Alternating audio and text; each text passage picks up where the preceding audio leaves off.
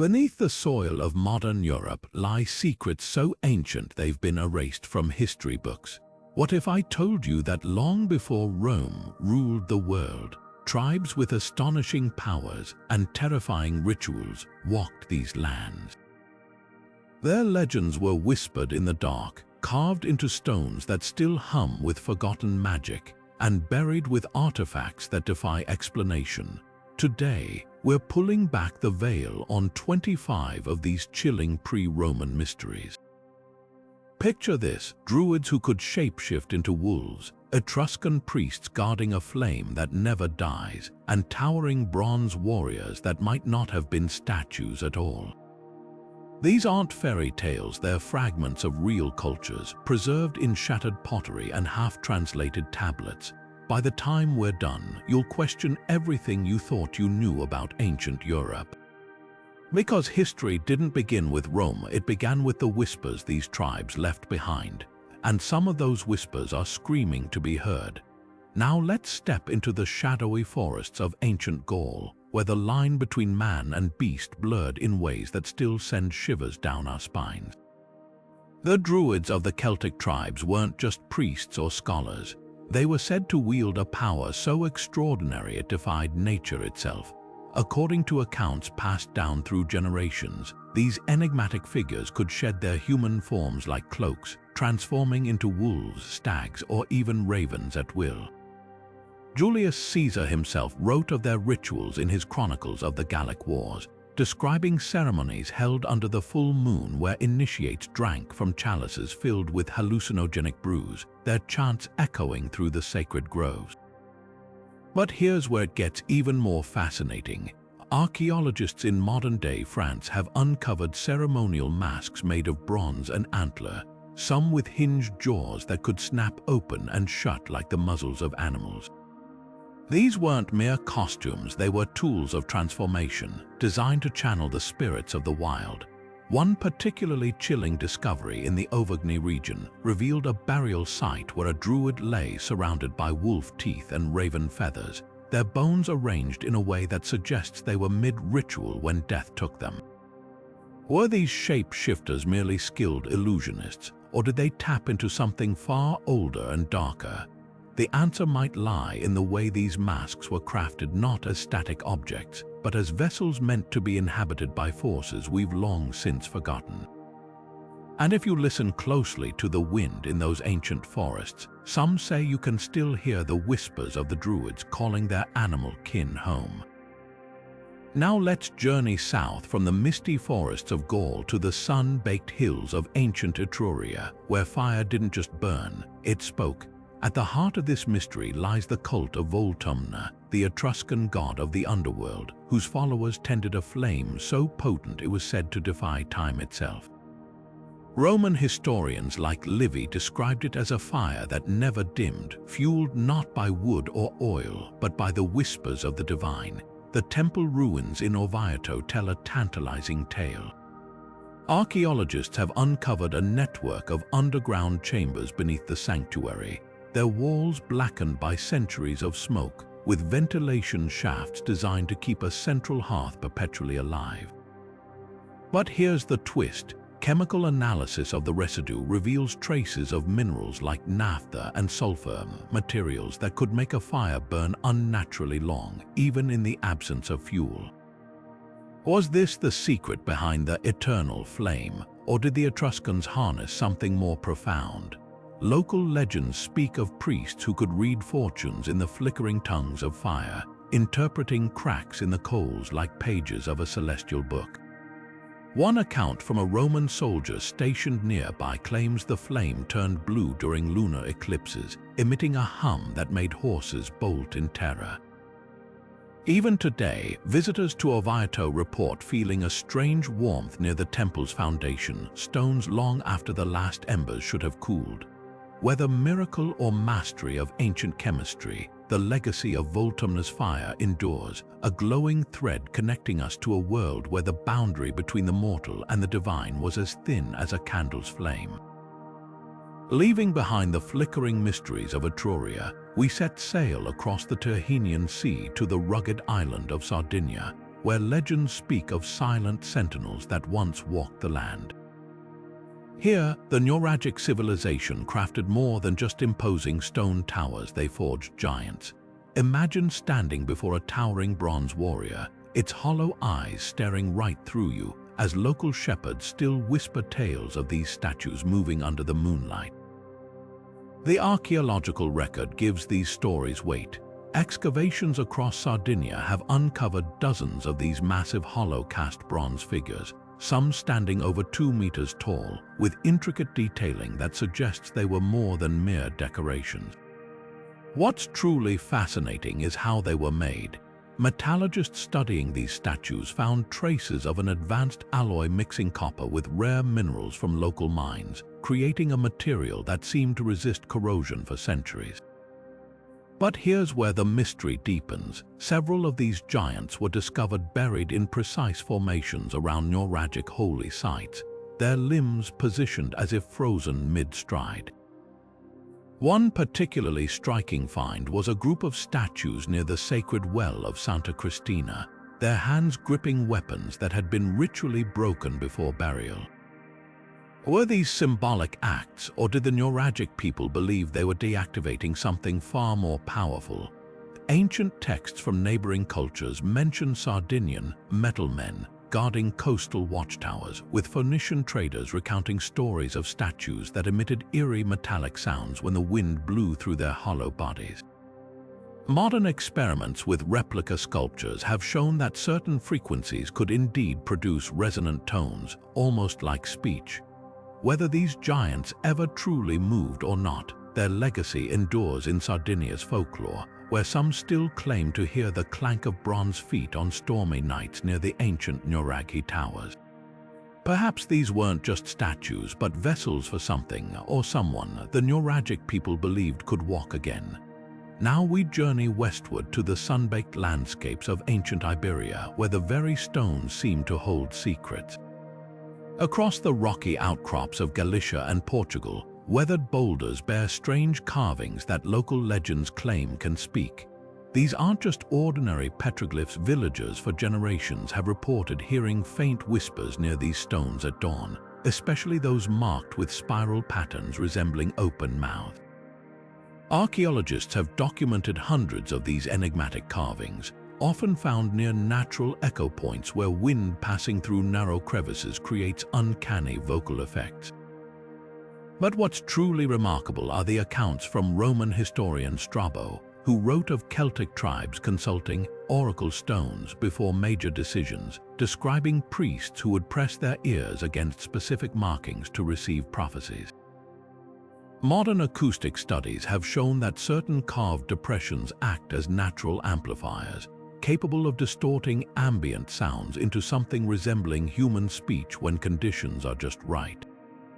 Shifting from stone to flesh, we uncover an even more startling tradition among the Lusitanian tribes' warrior cults that blurred the line between man and beast.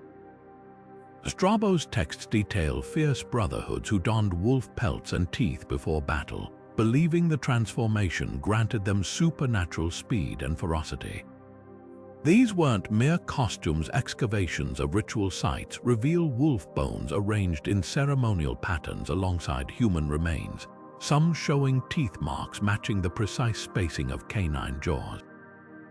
The most chilling discovery came from a cave near modern-day Visu, where archaeologists found a circle of skeletons wearing wolf skull helmets, their hands clutching bronze daggers engraved with lupine motifs. Forensic analysis revealed these warriors had consumed hallucinogenic fungi before death, suggesting they entered battle in a trance-like state, perhaps truly believing themselves to be shapeshifters. Local folklore still tells of Homens Lobo stalking the hills during winter moons, a haunting echo of these ancient rites that once made Roman legions hesitate before engaging these werewolf warriors in combat. Together, these Iberian legends reveal a land where the boundaries between nature and humanity were fluid, where rocks spoke wisdom and men ran with the wolves, long before Rome's eagles cast their shadow across the peninsula. Leaving the wolf-haunted hills of Iberia behind, We now follow the glint of golden amber northward to the misty Baltic coast, where traders once spoke in hushed tones of cities that vanished without a trace. Along the ancient Amber Road, a network of trade routes stretching from the Baltic Sea to the Mediterranean local tribes told of prosperous settlements that simply disappeared overnight, swallowed by the earth or claimed by the sea. The Curonian and Prussian peoples preserved particularly chilling accounts of entire trading posts vanishing during violent storms, with only scattered amber beads left behind as evidence they ever existed. For centuries, these stories were dismissed as sailors' superstition until marine archaeologists began mapping the floor of the Vistula lagoon. Sonar scans revealed the outlines of wooden structures perfectly preserved in the silt, their post holes arranged in circular patterns matching descriptions of Baltic trading hubs.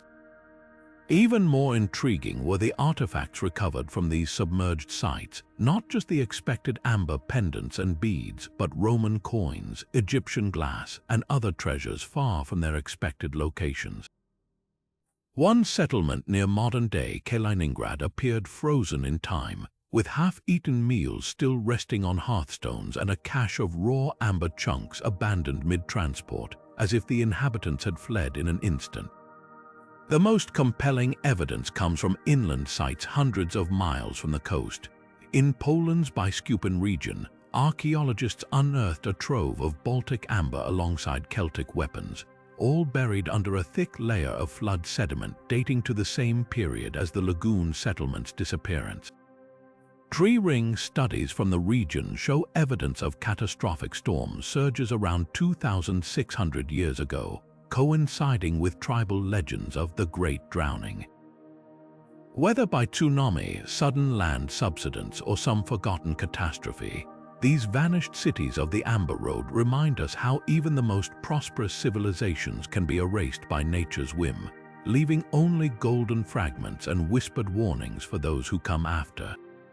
Now we journey from the drowned cities of the Baltic to the towering Alps, where salt preserved more than just food. It safeguarded one of history's most haunting prophecies. The Hallstatt culture, a wealthy network of salt miners who thrived in the mountains of modern Austria, left behind a series of carved wooden tablets near their deep mining shafts. These weren't ordinary records. Dendrochronology, the study of tree rings, reveals these tablets were carved in the final years of Hallstatt's dominance, around 2,500 years ago. Each bears the same cryptic symbols depicting a great unraveling, where the earth would swallow their mines and the sun would grow pale. What makes these tablets extraordinary isn't just their content, but their eerie accuracy. Archaeological evidence shows the Hallstatt culture collapsed shortly after these prophecies were recorded. Their mines, once so productive they became Europe's first economic powerhouse, were abruptly abandoned. Soil samples reveal a catastrophic rockslide sealed the primary salt shafts, while pollen studies indicate a sudden climate shift that turned fertile valleys barren. The oracle's warning of a pale sun aligns with volcanic ash layers found in ice cores from Greenland, suggesting a distant eruption blotted out sunlight across Europe. The most chilling detail, one perfectly preserved tablet was found still clutched in the hand of a miner's skeleton, buried under mine debris. Its final line translates to "the salt will remember," a phrase modern researchers take literally. Salt-preserved artifacts from Hallstatt's final days show frantic activity, half-packed trade goods, hastily abandoned meals, and ritual objects arranged in patterns matching the tablet's symbols. Whether this was divine foresight or acute observation of environmental changes, the Hallstatt oracle's last prediction stands as a stark reminder that even the most prosperous cultures can read their own demise in the signs around them if they choose to look. Now let's descend from the alpine mines to the shadowy caves of the Ligurian coast, where the boundary between the living and the dead was said to blur. The ancient Ligurians, a mysterious tribe inhabiting what's now the Italian Riviera, believed certain coastal caves were gateways to the underworld. These weren't just ordinary caverns. Locals reported eerie processions of spectral figures emerging at night, their whispers echoing off the damp stone walls. Pliny the Elder, the Roman naturalist, documented these legends in startling detail. He described rituals where Ligurian priests would lead torchlit ceremonies deep into the caves, chanting to summon spirits of the departed. Modern explorers have found evidence supporting these accounts: charred torch remnants dating back 2,300 years, arranged in precise spirals matching Pliny's descriptions. Even more intriguing are the cave walls themselves, etched with symbols resembling doorways, some still stained with residues of hallucinogenic plants used in these rites. What makes these sites truly unsettling are the acoustic properties discovered by researchers. Certain chambers amplify sound in unnatural ways. A whisper at one end can be heard clearly 50 meters away, as if the caves themselves are repeating the words. This phenomenon might explain the ghostly voices described in folklore. Recent excavations uncovered a network of narrow tunnels leading downward, their floors worn smooth by centuries of foot traffic. At the deepest point, archaeologists found an underground pool lined with votive offerings, bronze figurines, animal bones, and curiously, hundreds of seashells arranged in patterns mimicking the constellations. Whether these caves were truly portals or simply places where the Ligurians confronted their mortality, one thing is certain: the sense of the uncanny lingers. Visitors today still report strange echoes and sudden temperature drops in these passages, as if the rituals of the past left an indelible mark on the stone. It's a haunting reminder that for some ancient cultures, the afterlife wasn't a distant concept. It was just a torchlit journey beneath the earth.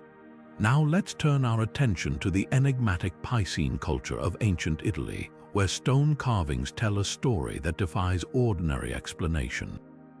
Among the rolling hills of what is now the March region, archaeologists have uncovered towering stelae from the 9th century before the Common Era, each etched with figures that blur the line between human and bird. These so-called birdmen stand with outstretched wings, their faces frozen in expressions that suggest both ecstasy and terror.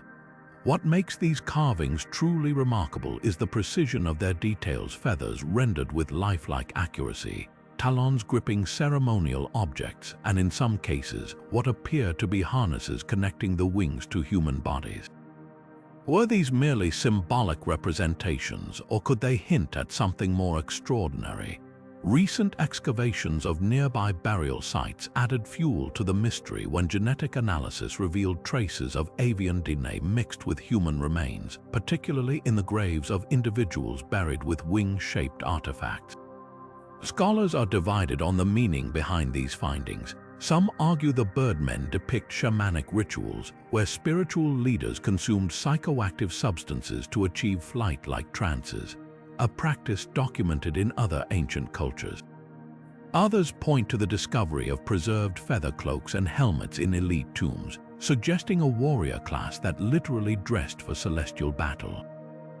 The most provocative theory comes from a set of bronze tablets found near Ascoli Piceno, describing a rite called the Sky Binding, where selected individuals underwent rituals to wear the wind.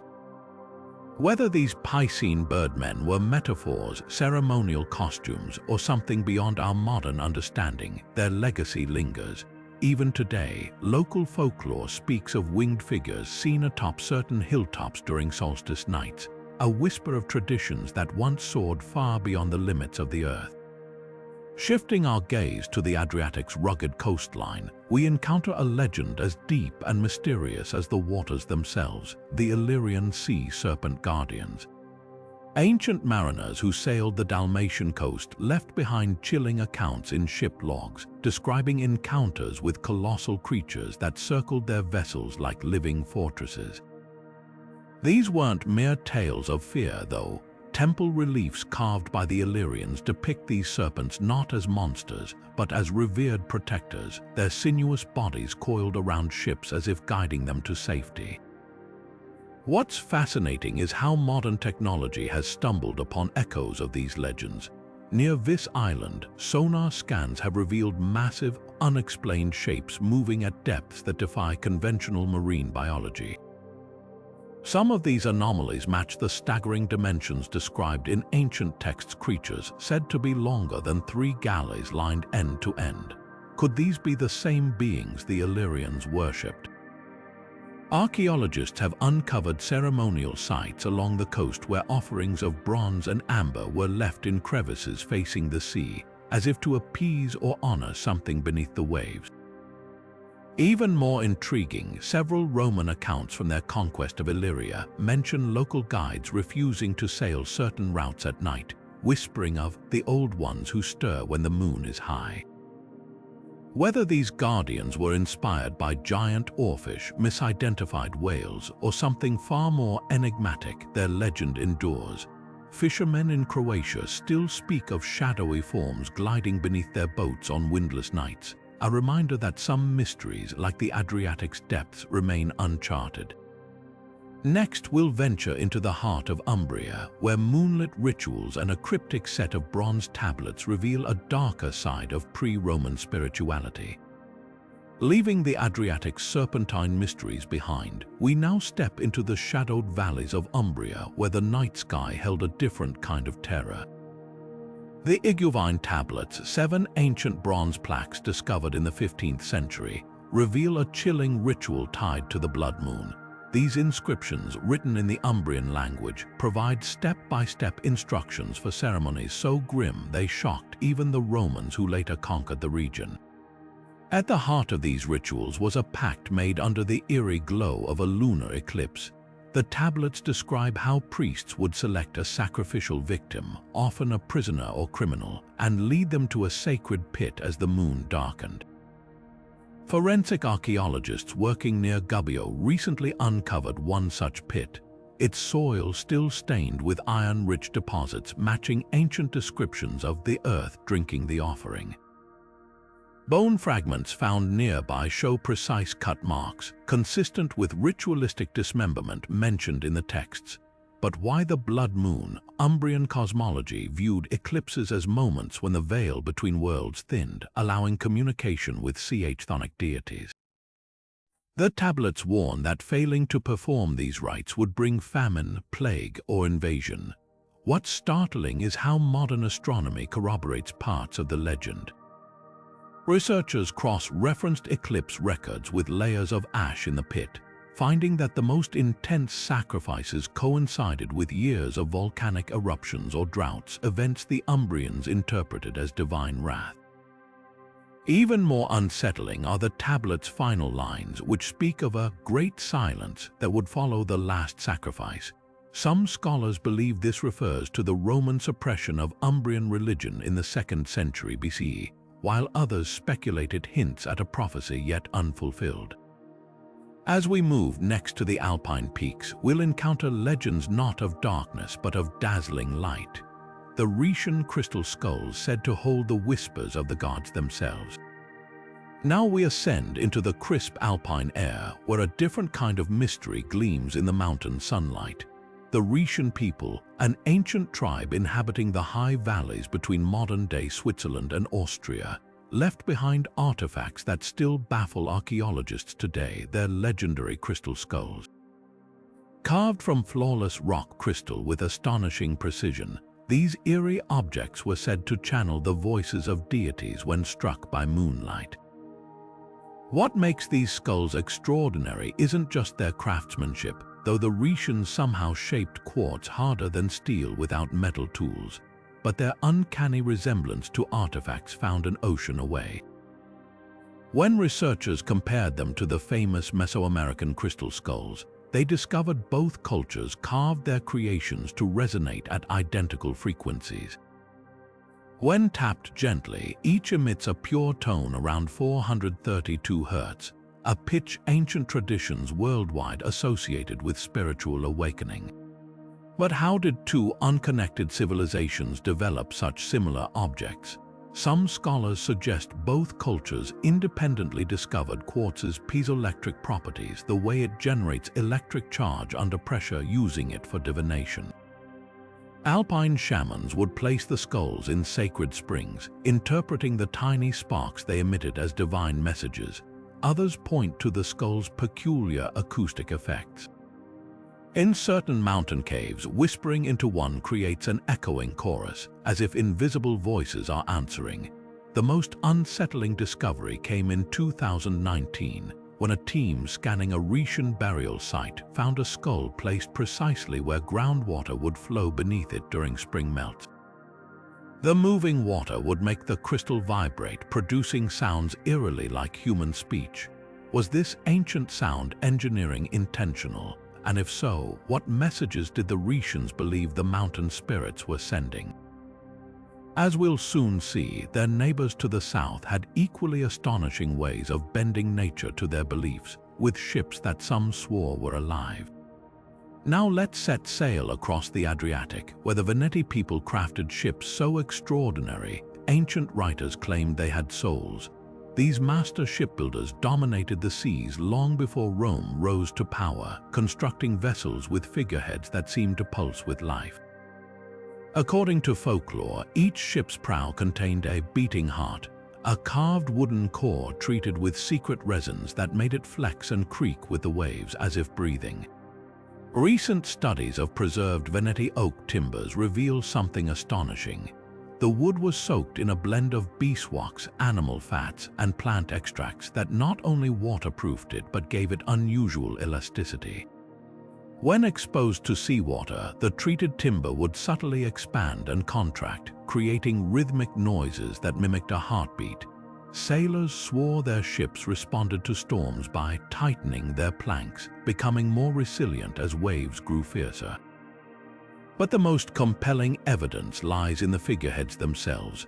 Archaeologists examining a 2,400-year-old Veneti wreck discovered a prow carved with intricate veins and arteries, its surface coated in a copper-rich compound.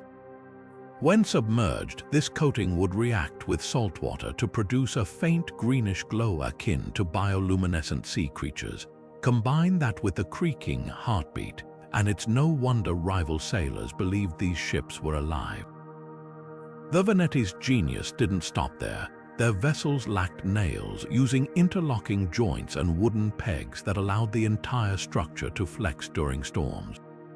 Roman historians marveled at how Veneti ships could outmaneuver rigid Roman galleys, comparing them to sea dragons that moved with uncanny intelligence.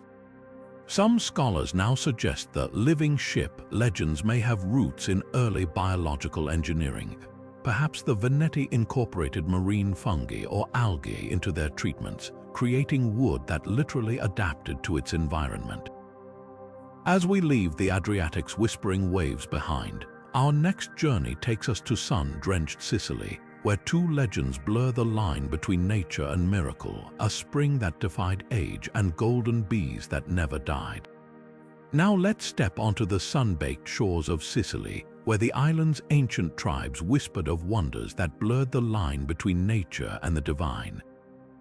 Among these legends, two stand out: the Sicel Fountain of Youth and the Sicanian golden bees, each weaving science and myth into something extraordinary. Deep in the Sicilian highlands, the Sicel people spoke of a thermal spring whose waters could halt aging. Travelers would journey for weeks to bathe in its steaming pools, emerging with renewed vigor. Modern tests reveal why the spring sits atop a geological fault rich in radon gas and trace radioactive minerals. In small doses, these elements can stimulate cell repair, lending credence to tales of rejuvenation. Archaeologists have found votive offerings nearby, tiny bronze figurines shaped like youthful bodies, left as thanks by those who believed they'd cheated time. But Sicily's mysteries don't end there. The Sicanians, another pre-Roman tribe, told of a hidden tomb shaped like a beehive where golden bees hummed eternally. These insects weren't ordinary, they were said to be immortal, their wings dusted with pollen that granted visions. Recent excavations near Agrigento uncovered a domed burial chamber with walls coated in gold leaf, its ceiling patterned with thousands of tiny holes. Scholars now think these holes once held golden bee figurines, suspended by threads to catch the wind, creating a buzzing illusion, even more intriguing. Pollen analysis revealed traces of hallucinogenic plants, suggesting the tomb's visitors may have experienced more than just legend. What connects these two myths? Both play with the idea of life extended beyond natural limits, whether through healing waters or creatures untouched by decay. The Sicels and Sicanians may have lacked modern science, but their observations of nature's oddities birthed stories that still captivate us. As we leave Sicily's golden light behind, our path leads north to the rugged Alps, where the Rhaetian people crafted crystal skulls said to whisper secrets of the future. Now we journey to the windswept coasts of ancient Illyria, where the Liburnian people harnessed the power of sound in ways that still baffle modern researchers. These seafaring tribes crafted massive bronze drums, each one rumored to command the skies themselves. According to sailors' accounts, when struck with the right rhythm, these instruments could summon thunderstorms from clear horizons, a claim that once seemed pure superstition until archaeologists uncovered fragments of these very drums in Croatian ship burials. The secret lay in their design. Recent reconstructions using three-dimensional printed replicas reveal these weren't ordinary drums. Their bronze shells were cast with precise thickness variations, creating resonant frequencies that matched the infrasound range, the same low vibrations produced by distant storms. When played in unison, the sound waves may have interacted with atmospheric conditions, potentially triggering cloud formations. Even more striking, the drum's interiors were lined with a rare alloy of tin and antimony, metals known to amplify acoustic energy. But why would the Liburnians need such power? As masters of the Adriatic trade routes, they relied on predictable winds. Some scholars suggest the drums were a form of weather manipulation, used to clear fog or summon rain during droughts. Others believe they served as psychological warfare. Their eerie, booming echoes could disorient enemy fleets long before battle began. Today, experimental musicians have recreated the drum's haunting tones, and the results are unsettling. Recordings played for modern volunteers induced sensations of unease and elevated heart rates, mirroring ancient descriptions of listeners feeling the breath of the gods upon their skin. Whether the Liburnians truly controlled storms or simply understood the mind's response to sound, their thunder drums remain one of history's most fascinating acoustic mysteries. As the echoes of these bronze giants fade, our next legend takes us deeper into the realm of ritual and revelation, where the Onotrian tribes communed with spirits woven into the very vines of their vineyards. Now let's step into the sun-drenched vineyards of ancient Italy, where the Onotrian tribes believed the vines themselves held voices. Greek settlers who encountered these people wrote of eerie rituals, farmers whispering to gnarled grapevines at dusk, as if exchanging secrets with the plants. At first, these accounts were dismissed as fanciful travelers' tales, until modern science uncovered something startling buried in the soil. Archaeologists excavating Onotrian sites found preserved grape seeds with unusual genetic mutations. Laboratory analysis revealed traces of ergot, a fungus containing compounds similar to LSD, alongside another natural hallucinogen called harmaline. When consumed together, these substances can induce vivid visions and a sense of merging with one's surroundings, exactly the state described in Greek records of Onotrian harvest ceremonies. But the discoveries grew stranger. Carbon-dated pollen samples showed these psychoactive vines weren't accidental mutations. The Onotrians selectively cultivated them, crossbreeding wild and domestic varieties to enhance their effects. Clay tablets found near ritual sites depict detailed diagrams of vineyards, marking specific rows where these speaking vines grew. Even the trellis systems were engineered to shape the plants into human-like forms, with branches trained to resemble outstretched arms. Why go to such lengths? The Onotrians saw intoxication as sacred communion.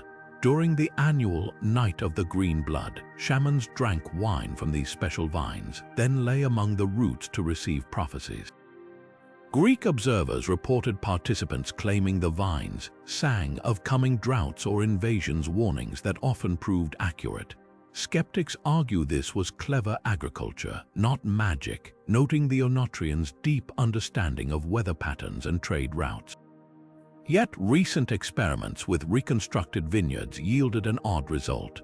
When exposed to the same fungal compounds, modern volunteers described eerily similar visions of plant-human hybrids, suggesting the Oenotrians may have unlocked a universal neurological response. As we leave these whispering vineyards behind, our next legend plunges us into the flickering torchlight of Valcamonica, where ancient artists created paintings that seem to move when firelight dances across them. Now we journey into the shadowy valleys of northern Italy, where the Communion people left behind a mystery carved in stone. High in the Alps, the rock faces of Valcamonica hold thousands of ancient carvings, but these aren't just ordinary petroglyphs.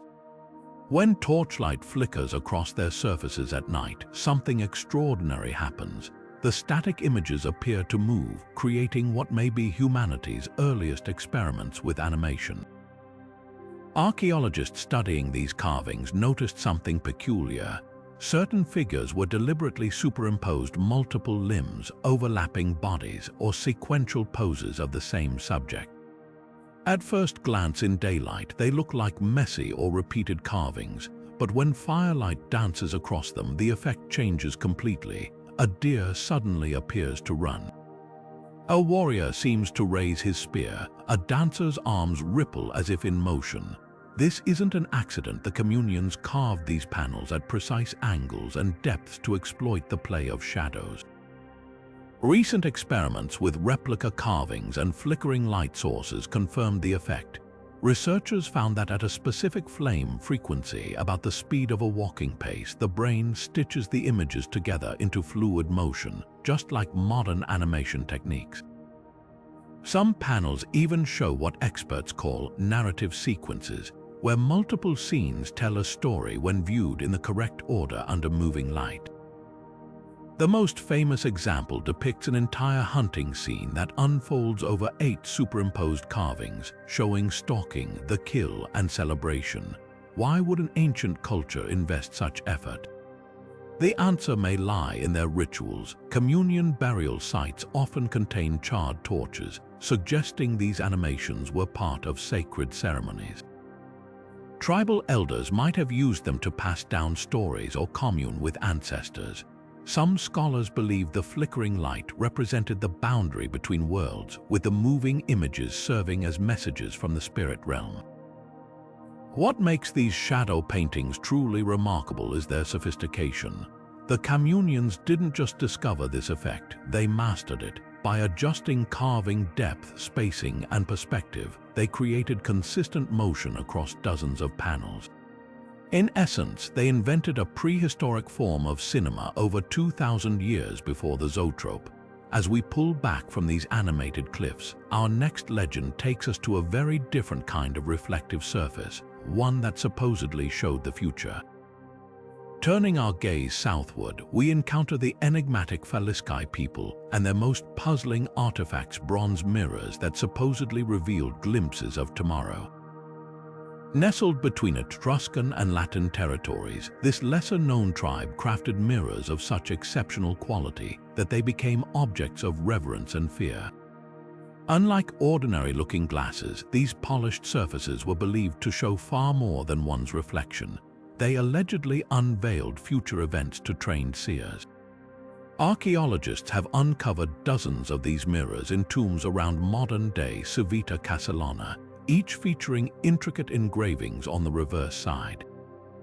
The designs often depict gods, mythical scenes, or celestial patterns, but it's the mirror's fronts that hold the real mystery. Made from a unique bronze alloy with high tin content, their reflective surfaces were polished to near-perfect flatness using techniques still not fully understood. When angled to catch sunlight or torchlight at specific times of day, witnesses described seeing fleeting images, battles yet to be fought, storms on the horizon, even the faces of unborn children. Recent analysis reveals startling similarities between Phalician mirrors and Etruscan divination tools housed in the Vatican's collections. Both cultures used nearly identical metalworking methods, suggesting shared ritual knowledge. But while Etruscan mirrors primarily served ceremonial purposes, Phalician artifacts show where patterns indicating daily use. Tiny scratches on their surfaces form concentric circles, hinting at repetitive motions, perhaps attempts to focus visions. Chemical residue tests detected traces of hallucinogenic plants, leading scholars to theorize that seers may have used these substances to enhance their trance states before gazing into the bronze. The most compelling evidence comes from a mirror discovered in 2018, still sealed in a priestess's tomb. Its surface bears an inscription translated as "The eye sees backward, the metal sees forward." X-ray fluorescence imaging revealed microscopic layers of mercury beneath the polish, a technique known to create temporary distortions when heated. This aligns with ancient accounts describing mirrors that steamed during divination rituals. Modern experiments recreating the effect produced optical illusions resembling mirages, which could explain some prophetic visions. What sets these artifacts apart is their dual nature. They functioned as both practical tools and sacred objects. Some mirrors have adjustable handles that change the viewing angle, while others feature hidden compartments possibly holding ritual ingredients. Their legacy endures in surprising ways. The Phalician word for mirror, speculum, later gave Rome its term for divination, speculation. As we ponder these bronze portals to the future, our next legend plunges us into the cryptic world of ancient scripts, where stone tablets may hold messages from the gods themselves. Now we journey northwest to the misty Alpine valleys, where an ancient writing system carved into stone continues to baffle scholars. The Lepontic people left behind mysterious tablets in what is now Switzerland, their strange symbols whispering secrets from 2,500 years ago. These inscriptions, found near the town of Sion, represent one of Europe's oldest writing systems, a possible bridge between earlier alphabets and the Celtic languages that would follow. What makes these stone tablets extraordinary is their unique combination of characters. Some letters resemble Etruscan script, while others echo early Greek forms, creating a hybrid alphabet unlike anything else from that era. The largest tablet, discovered in 1962, contains over 120 carefully chiseled symbols arranged in precise rows. Despite decades of study, linguists still debate whether this represents a complete writing system or some ceremonial cipher meant only for priests. Recent breakthroughs suggest these markings may hold ritual significance rather than everyday communication. Infrared scans revealed previously invisible guidelines scratched into the stone, suggesting the carvers followed sacred geometric patterns. Even more intriguing, certain symbols appear to change meaning based on their position, a feature seen in later Celtic Ogham inscriptions. Some researchers propose this could be a Proto-Celtic language of the gods, used exclusively for communicating with deities through carved prayers. The mystery deepens when examining the tablet's physical context. They were found arranged in circles around ancient springs, with some bearing weather-worn depressions where liquid once pooled. This has led to theories that the stones served as hydraulic calendars, their inscriptions tracking seasonal water levels. Others argue the markings encode star maps, noting that certain symbol clusters align with constellations visible during key Celtic festivals. Modern technology offers new hope for decipherment. In 2021, artificial intelligence analysis identified repeating 3 symbol sequences that may represent divine names. When compared to later Gaulish inscriptions, these possible theonyms show striking similarities to Celtic gods like Lugus and Belenus. Yet the majority of the text remains stubbornly opaque, its true meaning perhaps known only to the Alpine shamans who carved them. As we contemplate these silent stone messengers, their very existence challenges our understanding of pre-Roman literacy. Were these tablets sacred contracts with the gods, encrypted ancestral wisdom, or something even more extraordinary? Our next exploration takes us south to Lombardy, where golden artifacts tell a darker story, one of curses and mass graves that shook the ancient world. Now we turn our attention to a legend that blurs the line between myth and grim historical reality. The Insubrian people of Lombardy left behind a chilling legacy tied to their gold wealth that came with what many believed to be a deadly curse. Ancient sources describe entire communities struck by mysterious illnesses after handling certain golden artifacts, with symptoms eerily matching modern mercury poisoning. The historian Polybius recorded disturbing burial practices among the Insubbers, where victims were interred face down with their hands bound, a clear sign contemporaries feared whatever killed them might return. Modern excavations confirm these accounts, uncovering mass graves near present-day Milan containing skeletons with alarmingly high mercury concentrations in their bones. What makes this more than mere superstition is the science behind it. Analysis of surviving Insubrian goldwork reveals sophisticated metallurgy using mercury to purify and gild objects. Workers would have inhaled toxic vapors during the process, suffering tremors, madness, and eventual death, symptoms that easily fueled beliefs in supernatural punishment. The darkest twist comes from a burial site discovered in 2018, where archaeologists found a workshop frozen in time. Half-finished gold items lay beside the skeletons of craftsmen, their tools still clutched in skeletal hands as if struck down mid-task. Some scholars argue the curse narrative served a practical purpose. The Insubbers controlled rich gold deposits near the Ticino River, and rumors of cursed metal may have deterred thieves or rival tribes. Yet the physical evidence suggests something more sinister. An entire industry aware of the dangers but continuing production regardless. Traces of mercury have even been found in nearby soil centuries later, hinting at environmental contamination on an industrial scale. Perhaps most haunting are the accounts of golden votive offerings found deliberately broken before burial. These ritualistically damaged objects, many depicting gods associated with healing, suggest desperate attempts to appease forces even the Insubbers didn't fully understand. As we piece together this tragedy, it becomes clear how easily ancient people might interpret industrial poisoning as divine wrath, a warning from the past that still resonates today. Our journey through these forgotten legends now leads us to the sun-baked fields of Apulia, where standing stones were said to sing warnings before the earth itself trembled. Now we venture into a land where the earth itself seemed to speak through stone. The Messapians of ancient Apulia crafted towering standing stones unlike any others in Europe, monuments that didn't just mark sacred ground but allegedly protected it. Local legends spoke of these megaliths emitting eerie hums before earthquakes, their vibrations somehow steadying the trembling soil. Modern researchers have uncovered something astonishing. These so-called singing menhirs aren't randomly placed. They stand along precise geological fault lines, with their bases embedded in loose sediment that amplifies seismic waves. When scientists recreated the stone's dimensions using three-dimensional modeling, they discovered something extraordinary.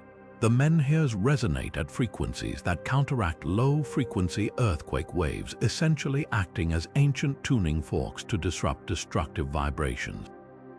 The most compelling evidence comes from a 2020 excavation near Otranto.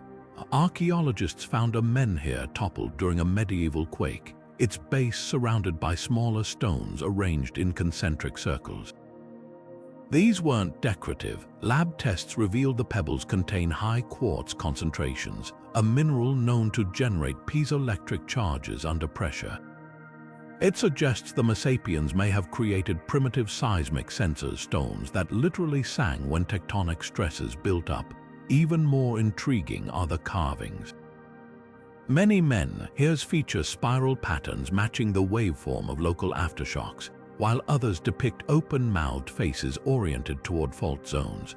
Some scholars argue these weren't mere decorations, but instructions, visual guides showing where to place new stones based on past quake patterns. What makes this legend exceptional is its verifiability. In 2022, geologists placed modern resonators near surviving menhirs during minor tremors. The result, ground motion reduced by nearly 30% near the ancient stones.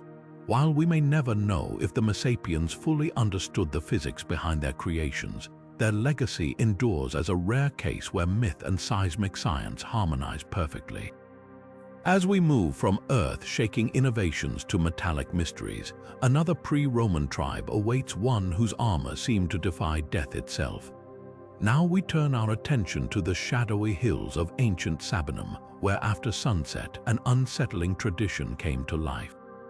The Sabines, a tribe that would later become entwined with Rome's foundation, practiced nocturnal rituals so disturbing that early Roman lawmakers specifically forbade them.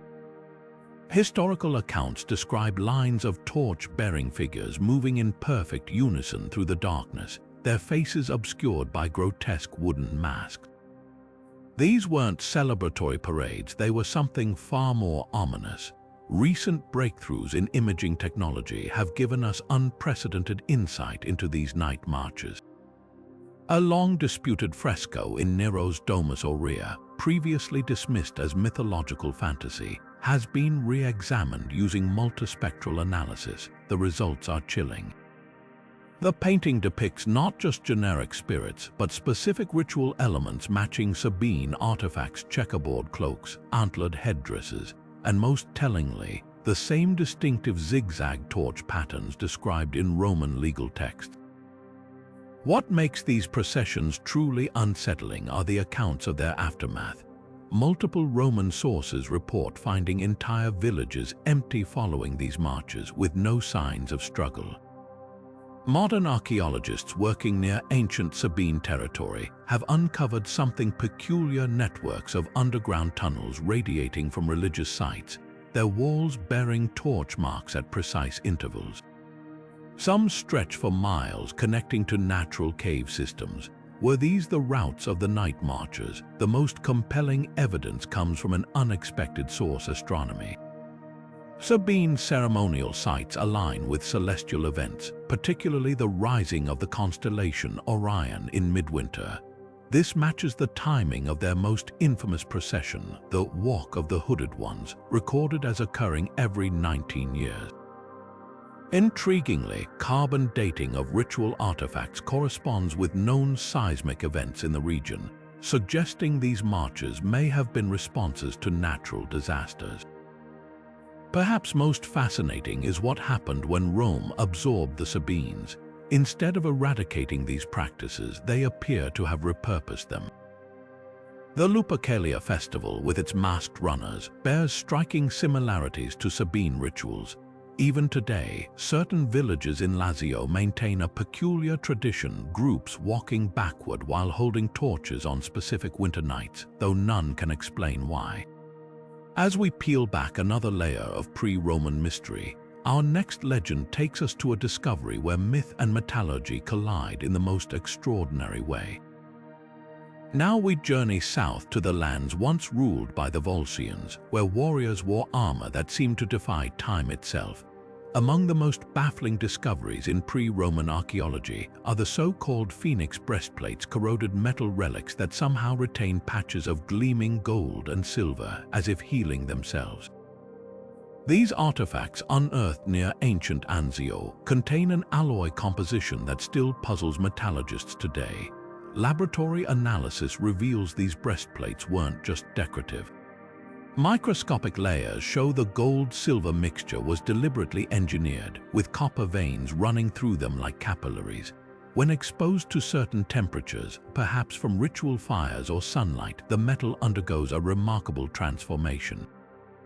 The copper oxidizes first, creating a dark patina, while the noble metals migrate to the surface in dendritic patterns resembling new growth. To ancient observers, this would have appeared as literal rebirth from corrosion. This phenomenon aligns perfectly with Volscian creation myths. Their sacred texts speak of warriors who shed their skins like serpents, emerging renewed after battles. One particularly vivid account describes a champion named Veltus whose armor bloomed with morning light after being left in temple ashes overnight. Modern attempts to replicate the alloy have produced similar effects under controlled conditions, though the exact smelting technique remains lost. The most compelling evidence comes from an unexpected source: Roman military records. After conquering the Volscians, the Republic's armorers reportedly struggled to maintain captured phoenix armor, noting it required moon water and sacred flame to preserve its properties. Chemical testing of residue inside several breastplates detected traces of electrum and organic compounds, possibly from ritual anointing oils. What makes these artifacts truly special is their cultural afterlife. The phoenix myth appears in later Roman legionary traditions, particularly among standard-bearers who wore renewed armor during triumphs. Even today, local blacksmiths in southern Lazio practice a unique tempering method said to wake the metal spirit, though none can explain its origins. As we uncover the secrets of these self-renewing relics, our final legend takes us to the very heart of Rome's own foundation myths. Now we turn to the very roots of Rome itself, where legend and history blur beneath the cobblestones of the Roman Forum. Hidden for centuries under layers of empire, the lapis niger, the black stone, guards what may be the oldest Latin prophecy ever recorded. This mysterious shrine, discovered in the late 19th century, bears inscriptions so ancient even early Romans considered them sacred relics from a forgotten time. Recent breakthroughs in laser scanning have revealed previously unseen markings beneath the weathered surface. These symbols match descriptions from early chronicles of Alba Longa, the mother city Rome supposedly destroyed. The text appears to be a fragmented oracle, possibly given by a priestess of Jupiter centuries before Romulus founded Rome. One deciphered passage warns of a she-wolf's sons who will swallow the sun, likely referencing Rome's eventual dominance over Alba Longa. What makes this discovery extraordinary is its confirmation of oral traditions. Roman historians like Livy mentioned an Alban prophecy about a city destined to rule twice, first as Alba Longa, then through its Roman successors. The stone's markings suggest this prophecy was far more detailed, containing specific omens about floods, fires, and even the color of sacrificial animals. Archaeologists noticed something peculiar about the stone's placement. Unlike later Roman monuments, it sits at a deliberate angle to the sun, aligning with the summer solstice sunrise. This positions the inscriptions to catch the first light, a phenomenon that may have been part of ritual divination.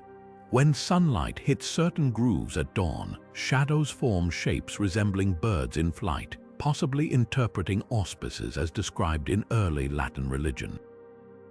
The most chilling detail emerges from comparing the lapis niger text with later Etruscan and Roman prophecies. Phrases about iron swallowing the land and a crown of 7 hills appear in nearly identical form, suggesting Rome's founders may have deliberately repurposed this ancient oracle to legitimize their new city. As we stand where Romans once puzzled over these same markings, the stone's final warning remains eerily relevant. When the wolf forgets its den, the stones will speak again. Perhaps they already are, but let's step beyond the whispers of prophecy and into the light of modern science. What if I told you that today's archaeologists are using groundbreaking tools to separate fact from folklore? Across Europe, teams are deploying technologies so advanced they'd seem like magic to the very tribes who first spun these legends. Take LiDAR, for instance, a laser scanning method that peels back layers of earth and time without lifting a single shovel. In the dense forests of Gaul, where Druids once performed their shape-shifting rites, LiDAR has revealed hidden ceremonial enclosures perfectly aligned with solstice sunrises. These aren't random clearings, they're precise geometric spaces matching Julius Caesar's descriptions of Druidic rituals. Suddenly, Those ancient accounts of human-animal transformations take on new weight when we can see the exact stages where such performances may have unfolded.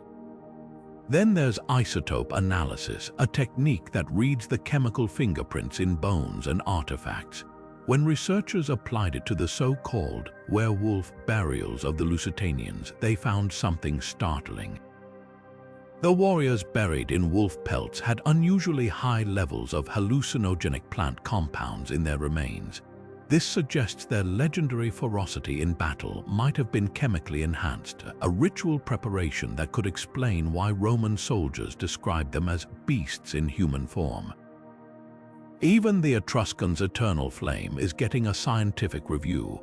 Thermal imaging of the Voltumna temple ruins shows heat patterns consistent with a self-sustaining gas vent, a natural phenomenon that could have kept a flame burning for generations.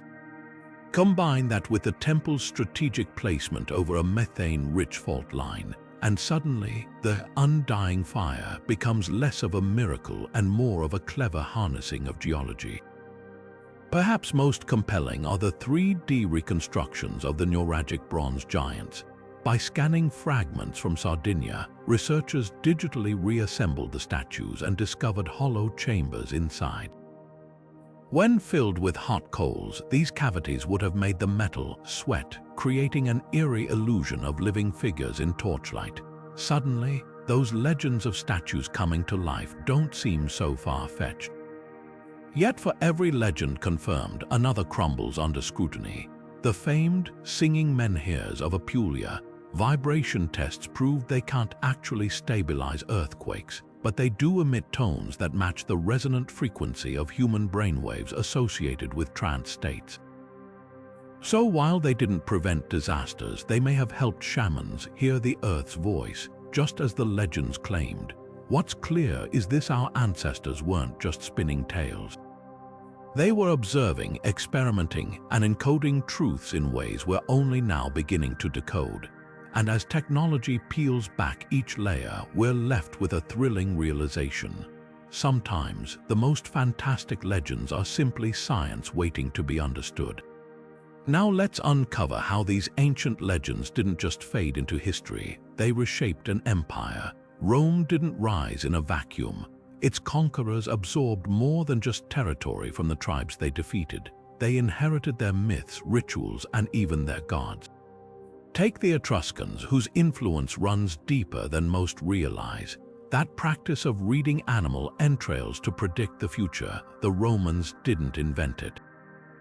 They adopted haruspicy straight from Etruscan priests, turning it into an official state practice. Emperors wouldn't make a move without consulting these liver readers, proving how deeply pre-Roman beliefs became woven into Rome's political fabric. Then there's the cult of Voltumna. What began as an Etruscan fire ritual evolved into the sacred flame of Vesta, guarded by Rome's most powerful priestesses. The eternal flame wasn't just symbolism, it was a direct thread back to those pre-Roman temples where fires burned for centuries. Even Rome's founding myths echo older tales. The story of Romulus and Remus suckled by a wolf that mirrors the widespread wolf cults of the Sabines and Lusitanians repackaged for a new empire. But the influence didn't stop when Rome fell. Walk through modern Tuscany during harvest season, and you'll still see villagers offering wine to anthropomorphic vine spirits, a tradition stretching back to those Oenotrian rituals Greek colonists found so bizarre. In Sardinia, elderly women recite incantations in Nuragic-sounding dialects to ward off the evil eye, preserving fragments of a language Rome tried to erase.